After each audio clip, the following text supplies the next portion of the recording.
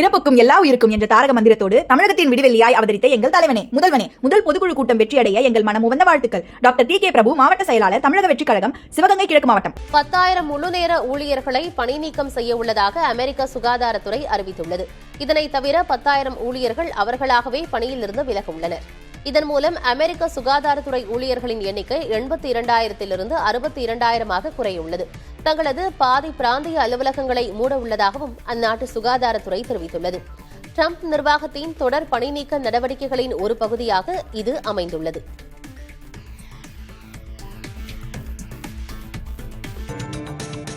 காங்கிரஸ் ஆட்சி காலத்தை விட பாஜக ஆட்சி காலத்தில் 342% அதிக மானியம் மற்றும் உதவி தமிழ்நாட்டிற்கு வழங்கப்பட்டுள்ளதாக மத்திய நிதியமைச்சர் நிர்மலா சீதாராமன் தெரிவித்துள்ளார்.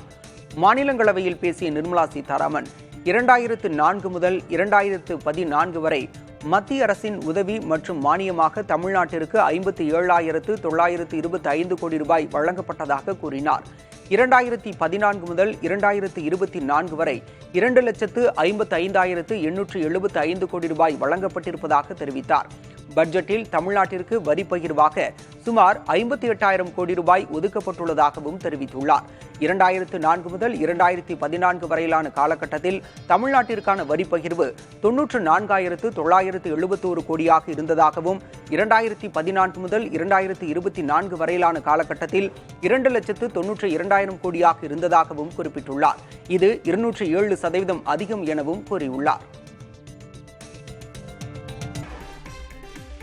திருப்பூர் மாவட்டம் காங்கேயம் அருகே கோலாகலமாக நடைபெற்ற தனியார் கல்லூரியின் கலை திருவிழாவில் திரை நட்சத்திரங்கள் பங்கேற்றனர்.